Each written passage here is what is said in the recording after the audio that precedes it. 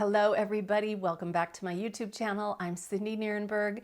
This is week 30 of my A Year to 60 series, and that series will be over next month because my 60th birthday is in the middle of October.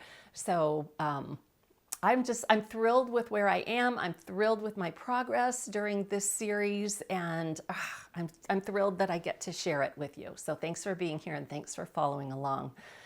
This week I had really, really great success, and it showed up on the scale, and I lost 2.8 pounds this week. So last week I weighed in at 223.4, and this morning I weighed in at 220.6 for a total loss this week of 2.8 pounds. And that, you guys, makes a total loss overall of 27.4 pounds. Yay! Because my goal was to break that 25 loss. So I did it, I did it, I did it. How did I do it? How did I do it? That's the big question, right?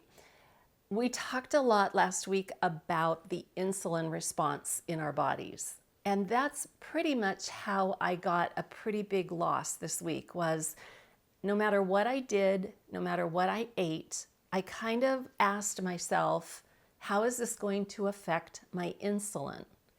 And insulin levels are what drive obesity. Raised insulin levels drive obesity. So raised insulin levels can present themselves in many ways. It can present through diabetes. It can present through obesity. It can present through Alzheimer's. It can present through kidney disease or heart failure. There are a lot of different expressions of what happens when your insulin is raised. So with a mindfulness around, what's this going to do to my insulin levels, I was able to make better choices about what I was eating and how often I was eating as well. So I always think back to when I was helping to manage my mom's care during her final days. My mom was an insulin-dependent diabetic. And to be honest with you guys, diabetes scared the heck out of me because I never understood it. I never understood why her blood sugars would be like crazy high at one point and then really low at another. So if she ate a piece of pie, if she ate ice cream, like her blood sugars would go up into like 300-400s. And then in the middle of the night, sometimes she would call me and she's like, Cindy, I need to take my blood sugar, and it would be in the 50s. So it could go from 300s to 50, and I never understood like what makes it do that. My mom was called an out of control diabetic, and I suppose that's it. Her insulin just wasn't controlled. However, we had this wonderful, wonderful caregiver for my mom named Larry, and Larry understood diabetes. Larry understood that if she ate a lot of carbohydrate, and if she ate, all throughout the day, a bunch of carbohydrate, her blood sugars would be out of control. So Larry changed mom's diet and controlled mom's diet so that her blood sugars weren't always as high. They still were out of control because with diabetes, like your insulin levels will go crazy, which impacts, of course, your blood sugar levels. But anytime you lose sleep, anytime you get upset or worried or angry, anytime you're sick, anytime you have an infection, definitely. So we had to manage not just her food she was eating, but also her mood throughout the day too. So the calmer she could be, the lower carb that she could eat, she would do better. Her blood sugar numbers would look better.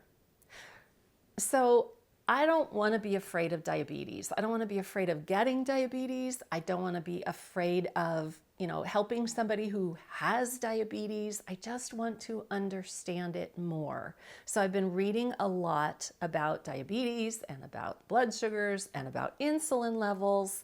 And what I'm finding is that the raised insulin is at the core of all of this. So if we can control our insulin responses, we can control our weight. And that is what I put into effect this week. So I ate lower carb.